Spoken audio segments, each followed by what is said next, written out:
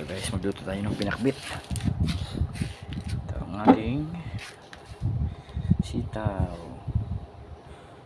Siyempre kailangan meron din talong at okra.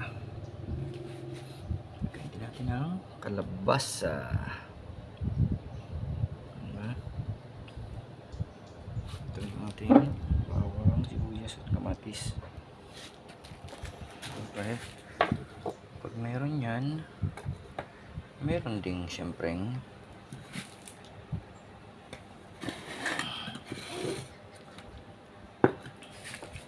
bagoong. Yun ang masarap dyan, bagoong. Okay natin yan guys. Ito na, yan na siya, kompleto na.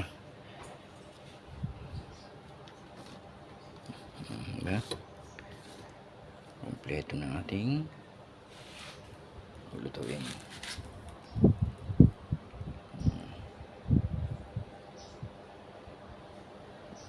Kaya siyempre naglalagay tayo ng nagbibisa tayo ng baboy. Lagay natin sa prosin siya. Buti natin mga ng kaunti.